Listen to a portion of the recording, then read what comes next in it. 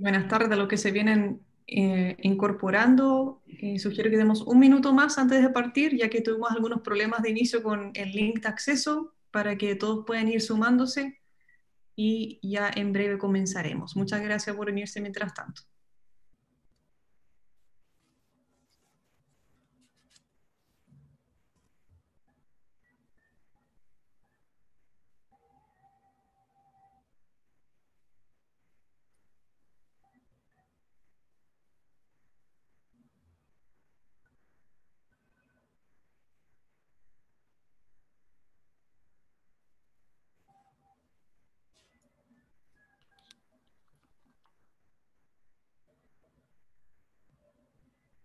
Hola, buenas tardes a todos. Muy bienvenidos a esta actividad, a este encuentro virtual que hemos denominado La situación política en Chile, porque cada pieza importa. Mi nombre es Fernando Olmos, soy coordinador de Relaciones Internacionales del Departamento de Relaciones Internacionales de la Universidad de Santiago y estamos muy contentos de que se hayan unido a esta actividad que nos permite profundizar lazos de interculturalidad entre todos. Esta actividad se enmarca en un trabajo conjunto entre el Departamento de Relaciones Internacionales e Interuniversitarias con el departamento, o la unidad, mejor dicho, de coordinación de estudiantes de USACH Sin Fronteras. En esta actividad nos acompañará la profesora Pamela Figueroa de la Facultad de Humanidades de la Universidad de Santiago de Chile, pero en primer lugar les voy a comentar cómo funciona esta actividad. Durante su presentación, la profesora Pamela nos presentará un amplio aspecto de la situación política actual del país en un día particularmente importante también en nuestro país, por lo cual los invito a que vayan prestando atención y si tienen preguntas, si tienen consultas, las puedan exponer en la parte inferior en la sección llamada preguntas y respuestas. Si hay consultas o comentarios asociados a la actividad, también los pueden ir disponiendo en la sección chat. Pero en primer lugar les voy a presentar a Eugenia Edo, que es coorganizadora de esta actividad. Ella es coordinadora del programa USACH Sin Fronteras, es estudiante de la Universidad de Santiago de Chile, de la carrera de Ingeniería de Ejecución en Geomensura. Le doy la palabra a ella para que nos explique brevemente de qué se trata el programa USACH Sin Fronteras y después iniciemos el conversatorio con la profesora Pamela Figueroa. Eugenia. Hola a todos, muy bienvenidos y bienvenidas. Gracias Fernando. Tal como dijo él, mi nombre es Eugenia Edo y soy una de las coordinadoras del programa USACH Sin Frontera, el cual brevemente les voy a comentar que es un programa en donde se encuentran estudiantes y a la vez monitores voluntarios que promueven la internacionalización e interculturalidad en el campus, vinculando a estudiantes nacionales e internacionales. Este programa nace y se administra del Departamento de Relaciones Internacionales e Interuniversitarias. Así que, bueno, para partir la presentación, les quiero presentar a nuestra panelista invitada, a la doctora Pamela Figueroa, quien, como dijo Bernardo, actualmente ella es investigadora y académica de la Facultad de Humanidades. Y para introducir todo el tema que ella va a abordar, nosotros les vamos a presentar unas preguntas que, bueno, yo les voy a presentar unas que nacieron más del ámbito del cuerpo estudiantil, tanto nacional como internacional, así que se las voy a leer. La primera sería, ¿cómo podemos convocar a los compañeros y compañeras de universidad, hermanos y hermanas, a sumarse al proceso de discusión sobre una nueva constitución y a participar del plebiscito de octubre? ¿Por qué deberían interesarse? Y otra de las preguntas que surgen son, ¿una constitución creada en base a una participación más global, cómo ayudaría a tener una mejor calidad de educación y futuros empleos con dignidad y útiles a la sociedad? Así que Y de ahora le parte doy. del Departamento de Relaciones Internacionales, también hemos reunido ciertas preguntas que son de atención para la comunidad universitaria en general. Somos una comunidad universitaria que agrupa a más de 22.000 personas, por lo tanto tenemos una voz importante en el quehacer nacional e internacional que debe ser escuchada. Se crearon dos preguntas que podrían también ayudar a iniciar y dar un puntapié a este encuentro virtual. La primera pregunta es, ¿cómo socializar lo que está ocurriendo en Chile en cuanto a la discusión del proceso constituyente y el futuro plebiscito ante el resto del mundo? Tenemos muchas universidades socias que están muy interesadas en observar e informarse más sobre este aspecto. Y una segunda pregunta es, ¿cómo podemos aportar las universidades a este proceso constituyente? ¿Qué rol tenemos, qué voz tenemos en este proceso? Para responder estas preguntas, las que les acaba de comentar Eugenia y las que les acabo de mencionar yo, dejo a la persona que nos va a acompañar en este webinar, en este encuentro virtual, a la doctora Pamela Figueroa, para que desarrolle las preguntas y los temas mencionados. Profesora, por favor. Bueno, muy buenas tardes. Quiero en primer lugar agradecer a la Dirección de Relaciones Internacionales e Institucionales por esta invitación, por la iniciativa LUSACH Sin Frontera. Como conversábamos antes de empezar, creo que estamos además en un momento histórico, en un día muy importante para el desarrollo de la democracia chilena, así que me parece que es más pertinente que nunca. Me alegro mucho el interés. Voy a compartir una presentación. Espero que se vea ahí. ¿Se ve? ¿No es cierto? Y bueno, a partir de las 4 preguntas que señalaban, que creo que son preguntas muy pertinentes, quería como organizar mi presentación en 2 partes. En primer lugar, hacer una explicación general de cuál es la situación política chilena, explicar un poco lo que es el sistema político chileno y luego abordar el proceso constituyente, cómo es el itinerario constitucional que estamos viviendo en Chile, qué implica, cuál es como el trasfondo sociopolítico, social, económico del itinerario constitucional, para ir también abordando las preguntas que ustedes mismos me señalaban, que me parece muy relevantes, ¿ok? Así que si les parece voy a comenzar con la presentación. Bueno, una primera aproximación, asumiendo que hay muchos de los que están participando en esta charla, es tratar de explicar cómo funciona el sistema político chileno, ¿ya? ¿Por qué? Porque en general nosotros, Chile siempre ha sido observado, sobre todo desde fuera de Chile, como una democracia estable. Dentro de las democracias latinoamericanas, Chile siempre ha sido como un caso ejemplo, un caso de estabilidad democrática, por su historia democrática, por sus instituciones, y siempre se ha estudiado en términos comparados, pero también muchas personas que visitan nuestro país se han interesado en el desarrollo político de nuestro país. Entonces, en razón de eso, quiero plantearnos esta pregunta sobre la crisis de legitimidad y voy a abordar ese punto porque no solamente desde octubre del año 2019 y con lo que ha estado pasando en estos días, sino probablemente ya hace un par de años nosotros venimos hablando en Chile de lo que se conoce como la crisis de legitimidad. Otras características del sistema político chileno es la estructura institucional, ¿ya? Chile se caracteriza, y eso creo que ha sido como una muestra de lo que ha estado pasando hoy, por un hiperpresidencialismo, ¿ya? ¿Qué significa eso? Que tenemos un régimen presidencial donde la figura presidencial, la institución de la presidencia, tiene amplios poderes institucionales, ¿ya? Y eso impacta fuertemente en cómo se desarrolla también la política en nuestro país. Además tiene un Congreso bicameral, eso significa que es un Congreso que está compuesta por 2 cámaras, el Senado y la Cámara de Diputados, y este Congreso bicameral es donde están representados los partidos políticos. Y esa es una de las características del sistema político actual, que debido a ciertas reformas políticas que vivió el país entre el año 2014 y 2016, que implicaron una reforma del sistema electoral, hoy tenemos muchos más partidos políticos representados en el Congreso, ¿ya? Hoy día hay 17 partidos políticos que tienen representación en el Congreso y que han ido mostrando una cierta fragmentación. Probablemente una de las sorpresas que se mostraron, por ejemplo, hoy día en esta votación por el 10%, es que parlamentarios de distintas fuerzas políticas votaron por una opción, ya que para algunos podría haber sido un poco sorpresivo, que por ejemplo parlamentarios de la coalición de gobierno votaran por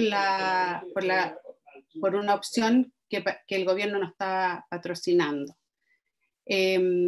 Y además, nuestro sistema político, que tiene esta característica de hiperpresidencialismo, con una cámara bicameral, con un sistema de partidos fragmentado, también tiene una característica que es la baja incidencia ciudadana. Ya en general, la ciudadanía en el sistema político chileno participa de los actos electorales, que creo que es uno de los principales derechos políticos donde los ciudadanos pueden expresar sus puntos de vista, pero tenemos pocos mecanismos para que los ciudadanos puedan incidir entre elecciones, ¿ya? Y esa también ha sido una característica que ha ido siendo observada y estudiada dentro del sistema político chileno. A raíz de esta crisis de legitimidad, luego voy a mostrar como algunos datos para ilustrar esa característica.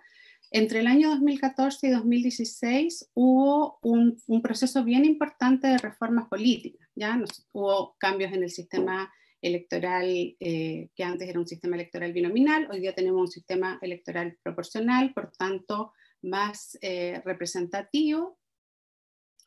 Tenemos además un cambio en la ley de partidos políticos, se incorporó por primera vez una ley de cuotas, se incorporó el derecho de los chilenos en el exterior a votar, que eso es algo que no teníamos antes de esta reforma, y además a partir de esa reforma ahí se inicia también un proceso constituyente que hoy día está en curso, y el proceso constituyente que tenemos hoy día, que es gracias a una reforma constitucional que se hizo en diciembre del año 2019, también tiene antecedentes. Ya se había desarrollado una etapa participativa sobre el debate constitucional en el año 2016.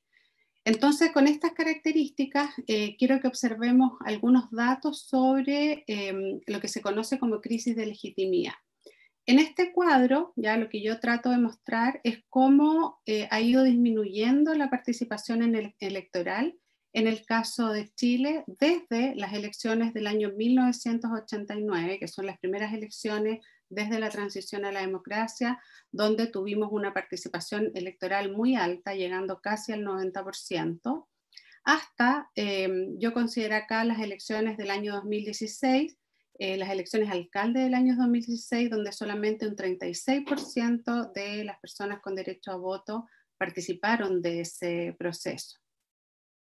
Y esto creo que es una de las principales formas de ver cómo se va dando este distanciamiento entre la ciudadanía y el sistema político y cómo se empieza a visualizar esta falta de interés por la política, ya por llamarlo de alguna manera. Eso lo podemos explicar de distintas maneras, pero creo que eso es un dato bien importante a considerar. Y también es importante señalar que el año 2012 hubo una reforma en Chile donde se cambió del voto obligatorio al voto voluntario. Y eso claramente tuvo un efecto en la participación política de los ciudadanos. Otro dato con respecto a lo que llamamos crisis de legitimidad es la confianza que la ciudadanía muestra con respecto a los partidos políticos y con respecto al Congreso. Si uno quisiera hacer una mirada a largo plazo y con los datos que están disponibles, yo tomé los datos del informe de auditoría de la democracia de Naciones Unidas, uno ve que desde el año 1995 hasta el año 2013, la confianza frente a los partidos políticos y frente al Congreso ha tendido a disminuir. Y si uno mira encuestas más recientes, esa confianza es aún menor, ¿ya?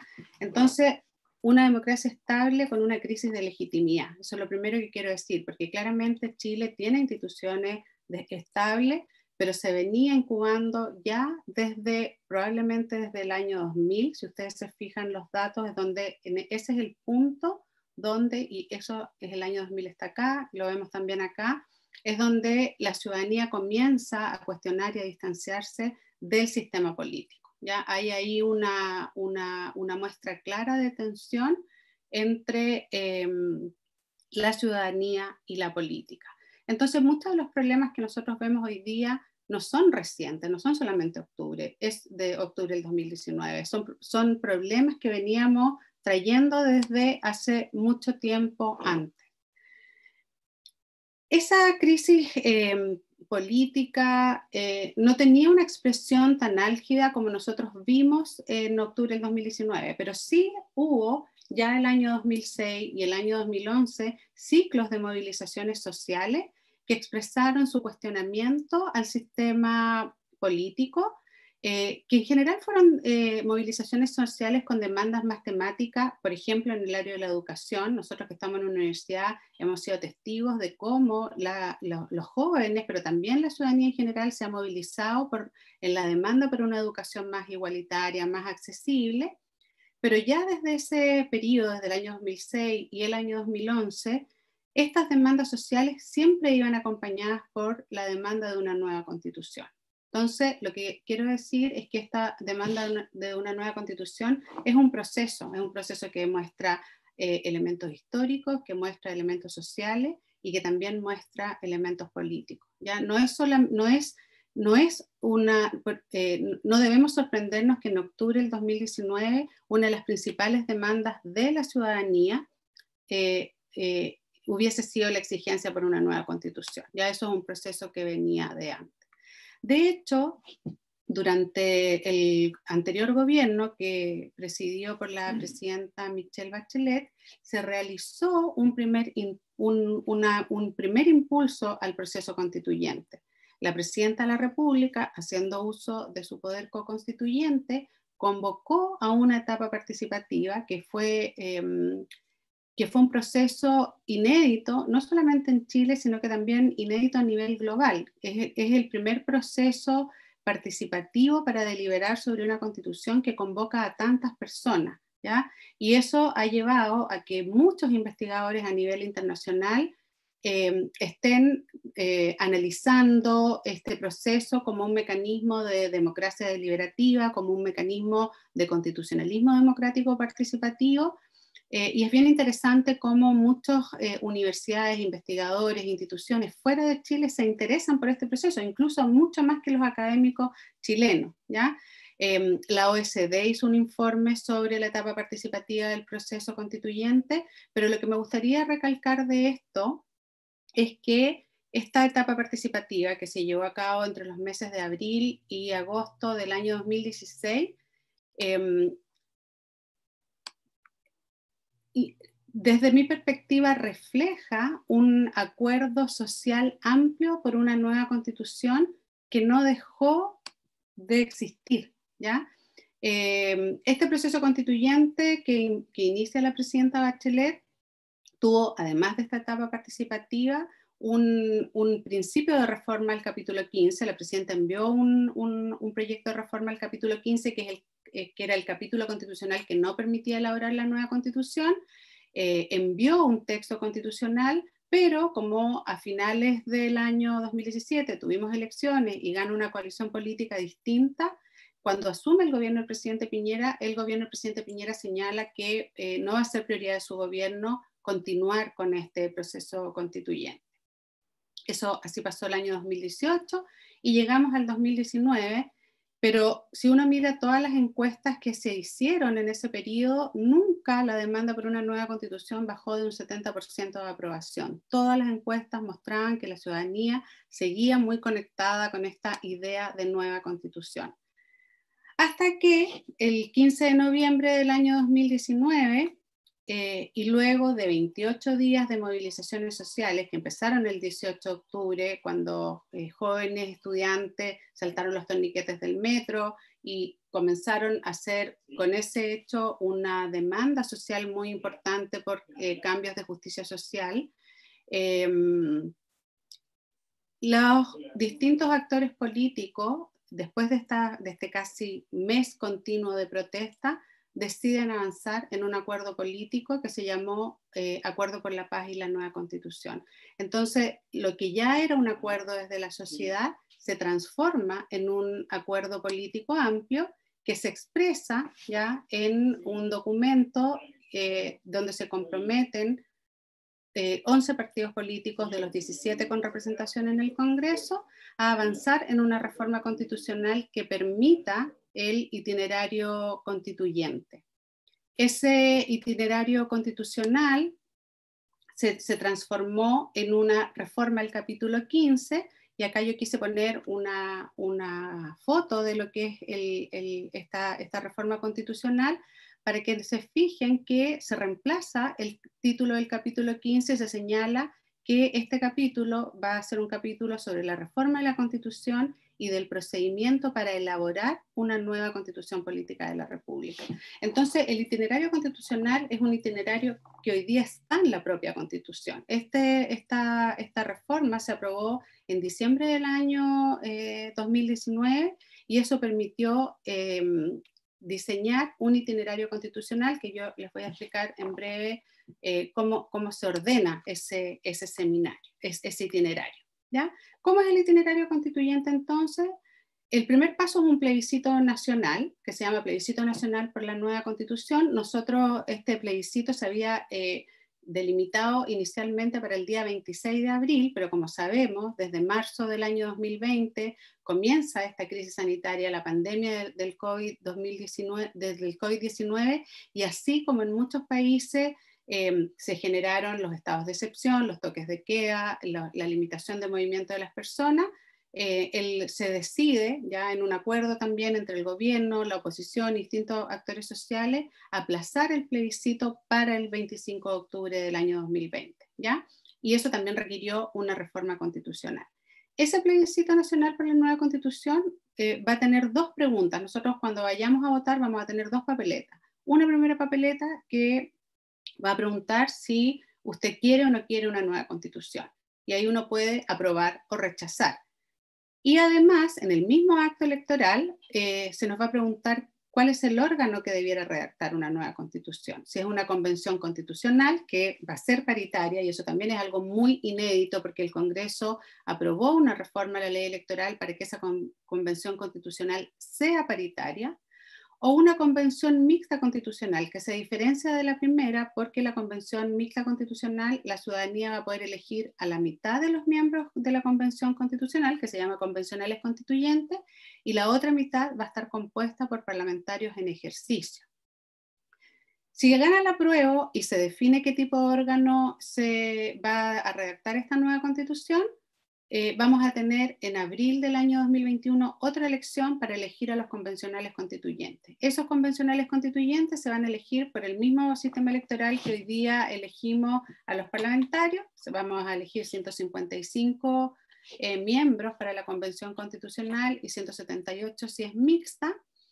Y una vez electa esta convención constitucional van a tener un primer plazo de 9 meses para deliberar sobre los temas constitucionales, que se puede extender 3 meses más. O sea, es decir, la convención constitucional va a tener un plazo de 12 meses para deliberar y para proponer un texto constitucional que finalmente va a ir a un plebiscito ratificatorio, ¿ya? Que ese plebiscito ratificatorio, obviamente la fecha va a estar determinada una vez que termine el procedimiento de la Convención Constitucional, y en el plebiscito ratificatorio los ciudadanos vamos a poder ir y ratificar el texto constitucional, ¿ya? Entonces, si ustedes se fijan, hay por lo menos 3 pasos importantes de participación de la ciudadanía en el debate del texto constitucional. Esto es inédito en la historia de Chile. Nunca en Chile ha habido una constitución política que se desarrolle de esta manera, ya que no solamente se desarrolle dentro de la institucionalidad, sino que sea ampliamente participativa, porque en general las constituciones políticas antes eran redactadas por comisiones de expertos y luego iban a plebiscito ratificatorio, pero la historia constitucional de Chile es una historia hecha por las élites. Nunca ha habido una posibilidad de que la ciudadanía participe ampliamente. Entonces creo que eso ya es un primer elemento muy importante a considerar. Pero un segundo punto que quiero señalar es cuáles son los aspectos que incluye la Constitución política, ¿ya? Porque muchas personas que yo he estado en un montón de charlas siempre me preguntan, bueno, pero ¿qué es lo que define la Constitución política de la República? También veía como las preguntas es, qué cosas se van a afectar de las vidas de las personas en la conversación constitucional.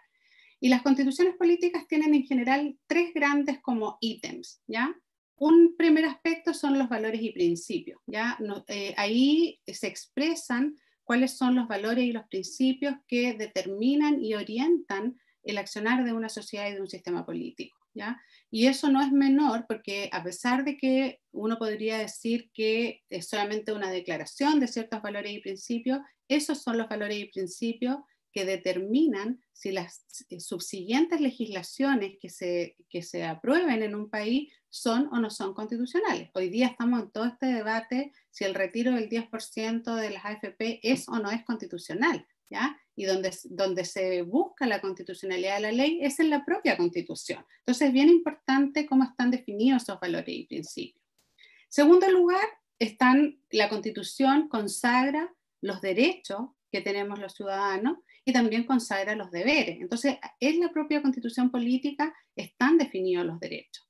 Y en tercer lugar, las instituciones del Estado, es decir, la distribución del poder político. ¿Cuáles van a ser las instituciones? ¿Cuáles van a ser sus funciones? Si el Estado va a ser más centralizado o más descentralizado. Entonces, la Constitución política de la República muchos la han definido como la madre de todas las leyes, porque toda la legislación de un país tiene que estar, se tiene que ajustar, tiene que estar acorde a la definición constitucional. Entonces, solo por eso ya es muy importante el debate que podamos tener sobre la Constitución política de la República. Entonces, ¿cómo incidir? ¿Ya? Y voy a tomarme de esta lámina para contestar las preguntas y también ahí poder abrir una conversación con los que están participando. Creo que para mí es muy interesante poder escucharlos y también tratar de responder todas las inquietudes que tienen. Hay mucha información que conocer. Bueno, lo primero que quiero señalar es que la participación pública es un eje de la democracia y de la vida en común. O sea, la posibilidad que tenemos los ciudadanos, este espacio que se abre de participar de un proceso constituyente como una experiencia única, como una experiencia histórica, donde vamos a poder deliberar, donde vamos a poder poner nuestras ideas en común sobre cuáles son los valores y principios que debiera tener nuestra sociedad, cuáles son los derechos y deberes que debía consagrar la Constitución y cuáles son las instituciones políticas que debe tener la propia Constitución, ¿ya? O sea, cómo nosotros debemos organizarnos frente a quienes toman las decisiones y cuáles van a ser las funciones de esas personas o instituciones que toman decisiones para impactar nuestra vida cotidiana. Creo que ya ese valor de la democracia es una oportunidad histórica, es una ventana que se nos abre y no debemos dejarla pasar. Los cambios constitucionales en Chile son muy excepcionales, ¿ya? No es que nosotros, imagínense que las constituciones han ido cambiando prácticamente una vez por siglo, pero por lo menos una constitución tiene una proyección de 50 años o más, ¿ya? Eso es lo que se está buscando. La segunda manera de cómo participar es conversar, deliberar, informarse. O sea, yo creo que hay varias preguntas que la mayoría de las preguntas es cómo podemos invitar a nuestros compañeros, hermanos, compañeras a sumarse a la discusión, cómo socializar este debate, cómo las universidades aportamos.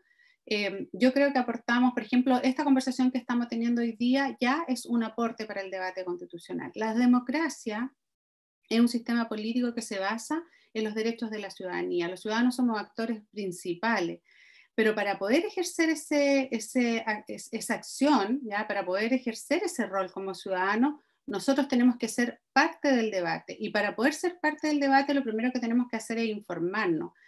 Mientras más ciudadanos informados existan, mientras más ciudadanos incidiendo en la decisión pública exista, mayor legitimidad va a tener la constitución política que se está por elaborar.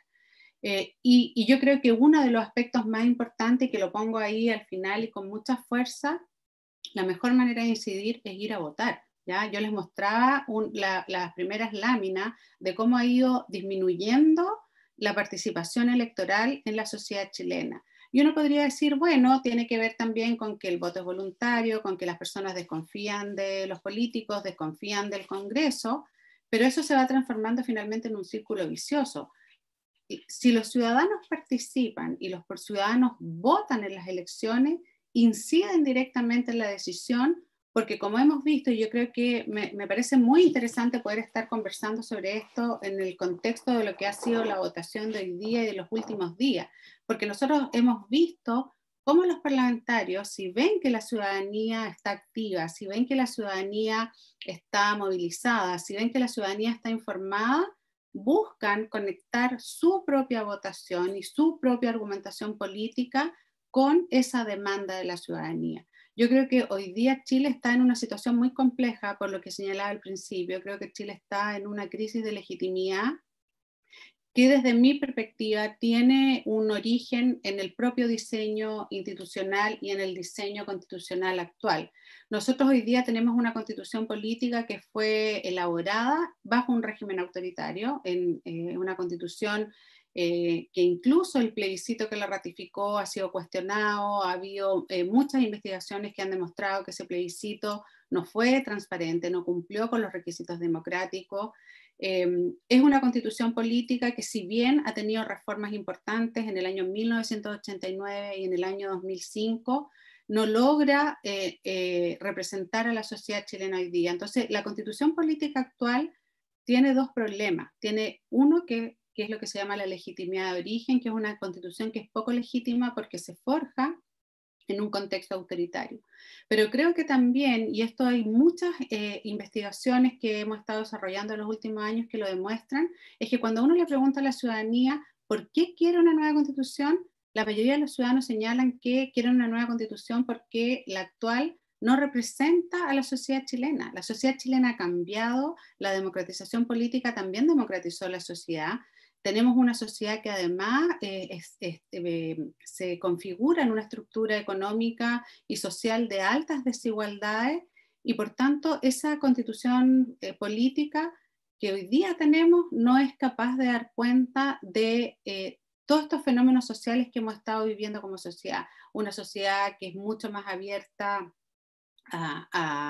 a temas nuevos, a temas como medio ambiente, a la necesidad de generar equidad de género, de incorporación de los pueblos indígenas, de una necesidad de garantizar más derechos en la Constitución, derechos sociales, no solamente derechos políticos, y que también busca fortalecer la democracia. En esta etapa participativa que se llevó a cabo en el año 2016, muchas personas no solamente valoraban el sistema político democrático, sino que decían que no es que no quieran la democracia, sino que la crítica de los ciudadanos de por qué no votan, de por qué cuestionan, de por qué han perdido confianza, es a cómo se ejerce la democracia, porque no hay incidencia de la ciudadanía, como señalaba, y claramente la constitución actual, a pesar de esas reformas, es una constitución que se originó con mucha desconfianza en la política, con mucha desconfianza en la ciudadanía,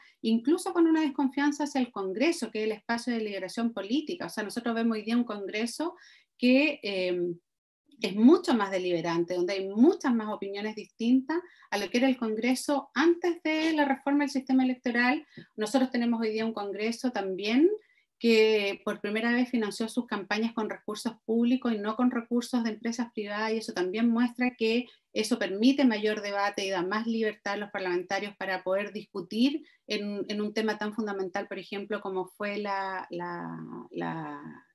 tema de las FP hoy día. Pero sin duda también requerimos una nueva forma de organizar el poder político. Creo que hay que buscar mecanismos de democracia directa donde la ciudadanía pueda incidir, hay que equilibrar la relación entre el poder ejecutivo y el legislativo, hay que permitir una mayor descentralización del poder en el país, y yo creo que hay muchos temas que tenemos que debatir para que esa constitución nos asegure las demandas que hoy día tiene la ciudadanía.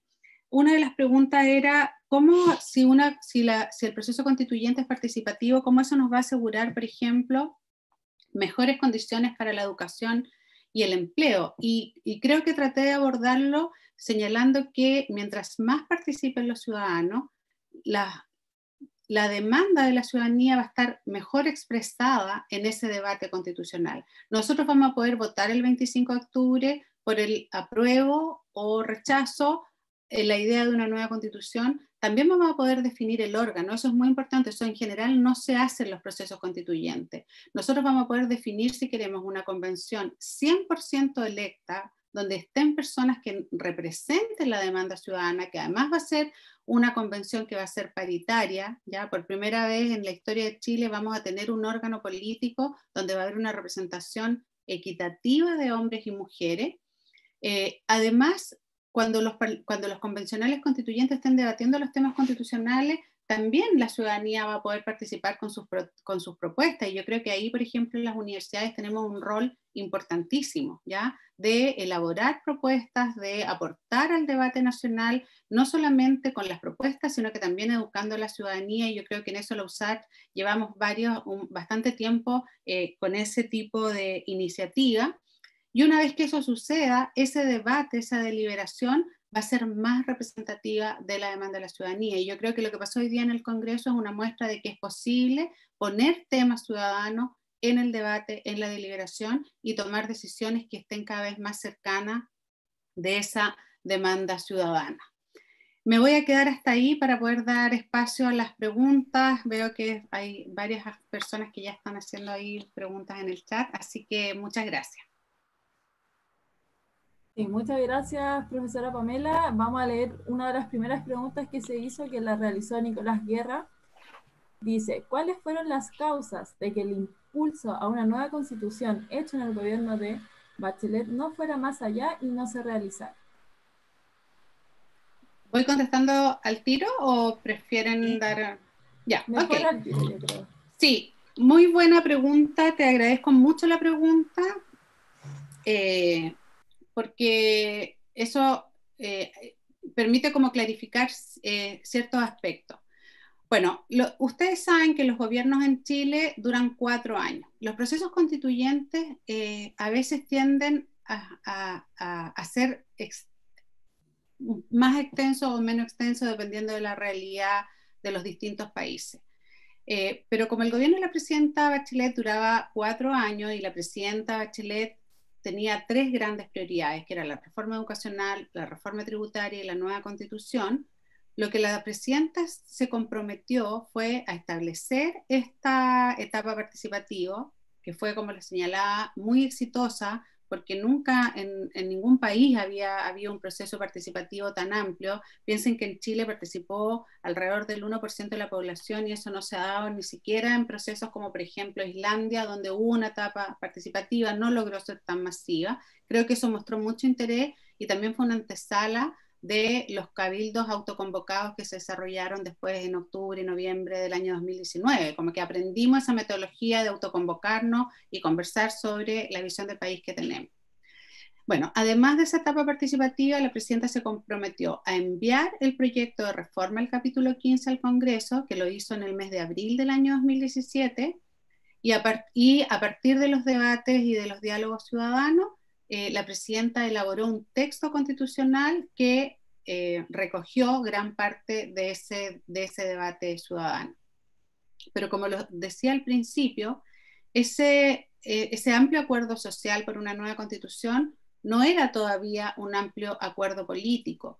Y había muchos parlamentarios, ya fundamentalmente de la coalición que hoy día gobierna, de la coalición de Chile Vamos, pero incluso también algunos parlamentarios de centro, izquierda, que no estaban tan convencidos de que era necesario un cambio constitucional para poder abordar las demandas de la ciudadanía y todo este cambio de la estructura social, política y económica que es tan necesario.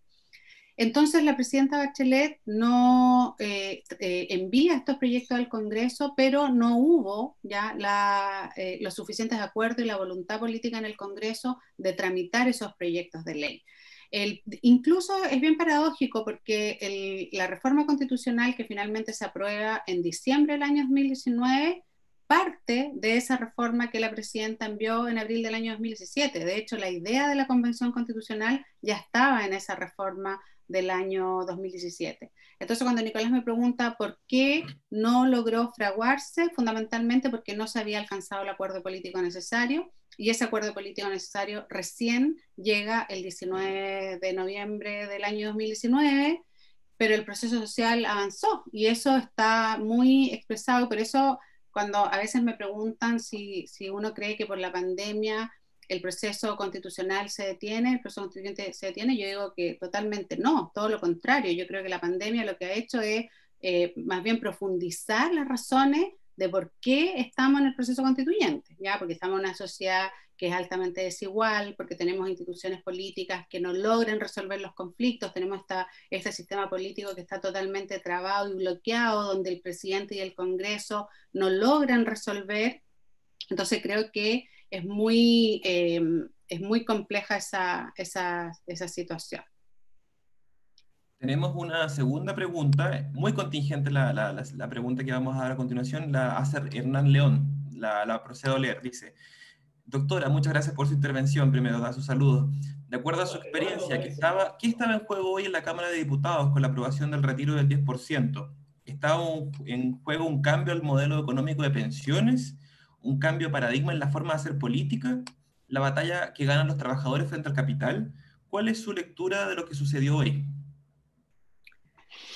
Uy, buenísima pregunta, muy contingente además, pero yo creo que distintas cosas, ¿ya?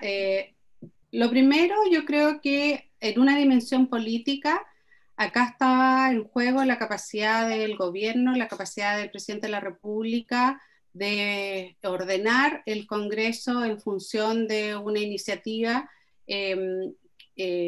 que ellos proponían, que era no aprobar el cambio al sistema de las AFP, donde los ciudadanos pudieran retirar este 10%, ¿ya? Pero lo planteo como un tema político porque yo creo que haber llegado a ese punto es responsabilidad del mismo ejecutivo, del mismo poder ejecutivo, porque ante una crisis tan importante como es la pandemia, que tiene los efectos sanitarios, económicos y sociales que todos somos testigos y que todos observamos, las respuestas que el gobierno ofreció no solamente fueron inoportunas en tiempo, o sea, llegaron tarde, sino que fueron muy insuficientes a la realidad del país. Yo creo que también el gobierno mostró mucho desconocimiento a la demanda ciudadana y a la propia realidad de la ciudadanía.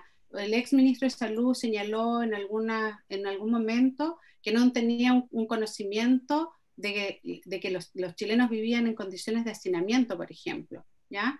Y así, ya las respuestas que dio el gobierno han sido muy tardías. Entonces yo creo que el primer desafío que hubo hoy día en el Congreso fue uno de carácter político, donde un poder ejecutivo que no tiene mayoría en el Congreso, de hecho tiene minoría en ambas cámaras, con un Congreso muy fragmentado, que era lo que yo señalaba al principio, tenía el desafío de generar alianzas, ¿ya? De generar colaboración, de buscar una mayoría en el Congreso para avanzar en una política pública, y no lo logra. Así que claramente hay una derrota política, y yo creo que esa es la primera dimensión.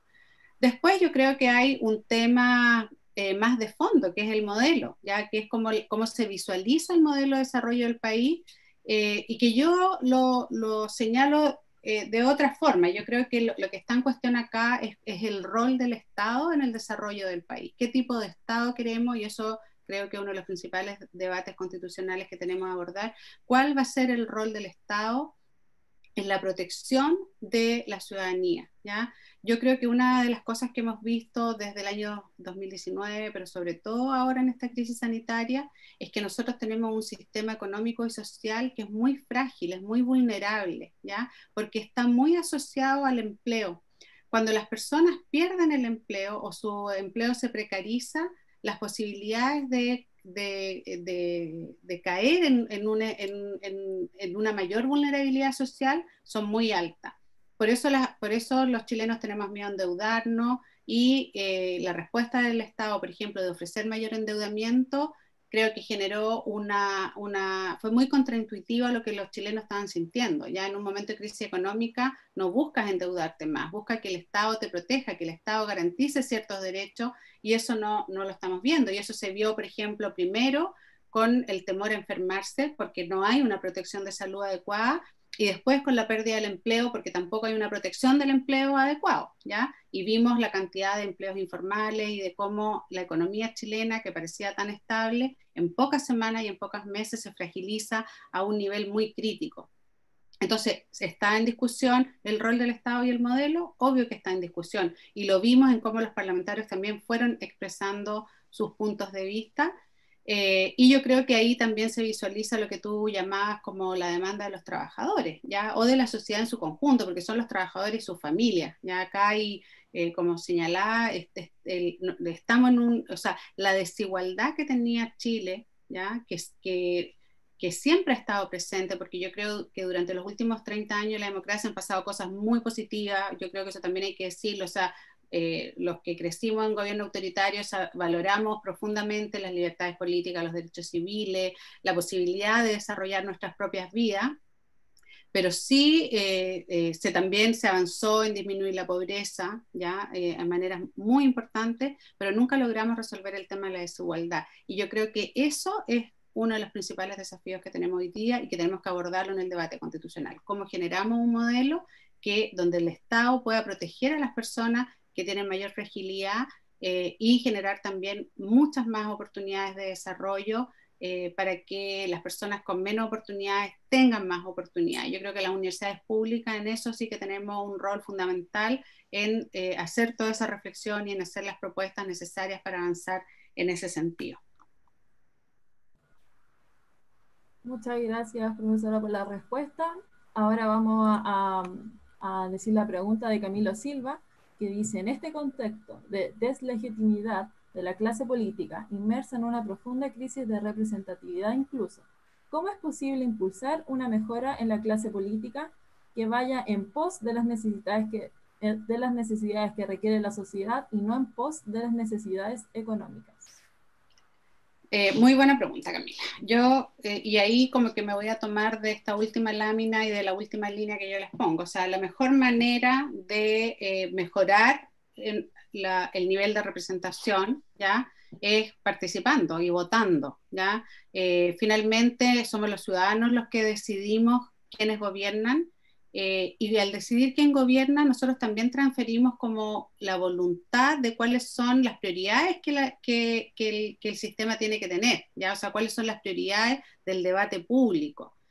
Entonces, si me preguntas cuál es como el primer impulso, es participar e ir a votar. Desde los estudios politológicos, y acá voy a hacer como un alcance más técnico, pero cuando nosotros estudiamos los efectos de la participación electoral en la política, una de las primeras cosas que visualizamos es que yo les mostraba, por ejemplo, en el año 1989 votaba casi el 90% de las personas con derecho a voto. En el año 2016, menos del 40%. Pero con el 90% o con el 40%, el gobierno se conforma de todas maneras, ¿ya? No es que porque vote menos gente no va a haber gobierno, ¿ya? El gobierno va a existir igual y porque es necesario. O sea, toda sociedad requiere una estructura, unas instituciones que tomen las decisiones y que vayan resolviendo las problemáticas. Pero si vota menos gente, ese gobierno va a representar a esa menos gente, ¿ya? Entonces, el reclamo ante el sistema tiene que ser a través de la votación. Y yo creo que en eso los chilenos tienen alta conciencia. Y voy a poner el siguiente ejemplo. Después del estallido social de octubre del 2019, los primeros que reaccionaron desde el sistema político fueron los alcaldes, ¿ya? De manera transversal, alcaldes de todos los partidos políticos y de todas las comunas. Y los propios alcaldes propusieron la idea de hacer un plebiscito. Por nuestro diseño institucional, los alcaldes no pueden convocar un plebiscito constitucional, pero sí hicieron ese hecho político de poder canalizar la demanda que todos los chilenos sentíamos en ese momento a través de mecanismos institucionales. Y esa convocatoria fue muy bien acogida. En un plebiscito que prácticamente no tuvo campaña, que fue organizado muy rápido, hubo una alta participación. también todos los estudios de opinión pública muestran que los chilenos, si bien sientan desconfianza frente a los políticos que ejercen el poder en algunos ámbitos, tienen alta confianza en la democracia, ¿ya? Y de hecho muchos estudios muestran que los ciudadanos tienen como una desconfianza en el sistema en general, pero sí confían en su alcalde, en su parlamentario, en la persona que tienen más cerca. Entonces yo creo que eso también nos tiene que llevar a pensar en un diseño del sistema político que acerque a la ciudadanía al proceso de toma de decisiones, que el ciudadano no solamente tenga mayor posibilidad de incidir en la toma de decisiones, sino que también los mecanismos sean más transparentes y los ciudadanos también se comprometan más a participar del proceso y no una vez que votan a delegar que después se haga lo que definan los que están en el gobierno. Entonces yo creo que estamos en un momento bien positivo de buscar esas nuevas formas. Y yo creo que la confianza se va a ir recuperando sobre todo desde lo más local a lo nacional. Yo creo que a medida que vayamos como... la confianza finalmente se recupera haciendo, ¿ya? Nosotros no nos vamos a recuperar la confianza con discurso, pero sí con comportamiento. Entonces sí, los que son candidatos o candidatas ven que la ciudadanía está activa y que no solamente les da su confianza para que tomen decisiones en pos del bien común, sino que también la ciudadanía va a estar vigilante, van a estar mucho más compelidos a tomar decisiones cercanas a lo que la ciudadanía define. Y creo que las últimas decisiones en el Congreso, lo que pasó el 19 de noviembre y lo que ha pasado estos días en relación a la AFP, están en directa relación con eso. Probablemente los analistas políticos hace unos años atrás, nadie hubiera pensado que íbamos a estar con un itinerario constitucional y con un debate sobre el sistema AFP en tan pocos meses, y se está dando dentro de la institucionalidad política que tenemos. Creo que hay que darle también ese punto positivo. Algunos parlamentarios, la mayoría, y muchos políticos de los distintos niveles están reaccionando y están entendiendo, y eso también es porque la ciudadanía está más activa y está participando de una manera más explícita. Hay una cuarta pregunta, en honor al tiempo vamos a permitir que esta sea la última pregunta. Nos han llegado muchísimas a través del canal de YouTube, a través de Facebook, a través de la sección de preguntas y respuestas, pero en este caso la cuarta pregunta es de Joan Melipil, que nos pregunta lo siguiente: ¿el bajo nivel de participación de los ciudadanos en las urnas puede ser vinculado a la poca educación cívica en la formación? ¿Qué nos puede aportar, profesora, con esta pregunta? Sí. Bueno, muchas gracias, Joan, por tu pregunta. Creo que es muy pertinente y yo creo que sí. O sea, yo creo que la formación cívica, la formación ciudadana, ya que es un concepto que tiende a ser un poco más amplio que la formación cívica solamente, es una responsabilidad de la sociedad. O sea, yo creo que eso, yo en algún minuto les planteaba que la actual constitución política tiene mucha desconfianza de la política, de los políticos y de la ciudadanía en general. Y ese marco constitucional también excluyó la formación ciudadana de la formación que recibimos en nuestra educación formal, en la escuela, en los colegios, en los liceos. En las universidades se está retomando con mucha más fuerza, pero claramente eso es clave, es muy importante. Y creo que la formación ciudadana la ha estado realizando prácticamente la propia ciudadanía, ¿ya?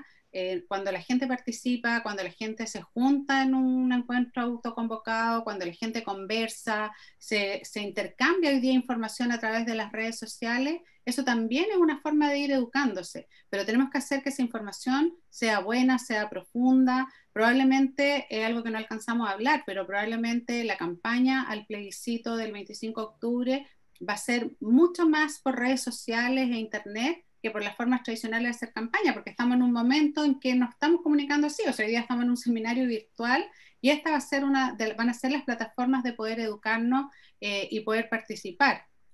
Entonces creo que la formación ciudadana es clave.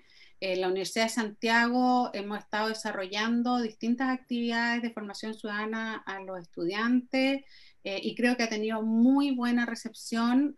Yo soy una convencida de que la ciudadanía tiene ganas de participar. Yo no creo que el ciudadano en Chile sea como anómico o apático. Yo creo que lo que la ciudadanía necesita son espacios donde participar y donde ver que su punto de vista no solamente es considerado, sino que incide en el resultado. Entonces, lo que yo he estado tratando de mostrarle es que el debate, la deliberación y sobre todo la acción política, que es el derecho que tenemos de ir a votar, incide y puede generar cambios, y eso es lo que tenemos que hacer de aquí en adelante. Muchas gracias a la profesora Pamela Figueroa, y quiero agradecer en nombre del Departamento de Relaciones Internacionales y también del programa USACH Sin Fronteras a usted por su disposición de ayudar y poder compartirnos sus conocimientos, ¿cierto?, más profesionales, para que estemos todos y todas más informados en este proceso constituyente que se viene. Y el llamado es, como usted decía, que justamente nos informemos y que participemos y que vayamos a votar. Así que muchas gracias, y a la audiencia también por interesarse sobre este tema tan importante.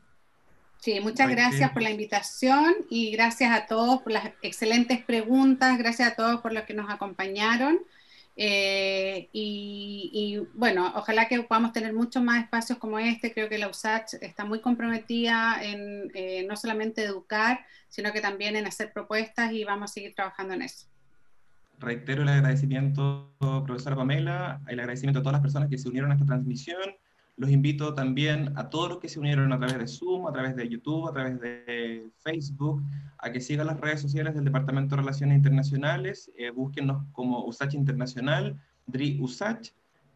Van a poder conocer o de otras actividades de este tipo que realiza el programa USACH Sin Fronteras, liderado por Eugenia, y sin duda es una invitación a que sigamos conversando en el futuro respecto a este y otros temas, en que ojalá también podamos tenerla nuevamente como panelista invitada, profesora Pamela. Le agradecemos muchísimo. Por supuesto. Gracias a todos. Esta transmisión va a estar disponible en días siguientes para que todos la puedan descargar y revisar si es que así lo estiman conveniente. Muchas gracias y que tengan muy buenas tardes todos y todas. Chao, chao. Chao.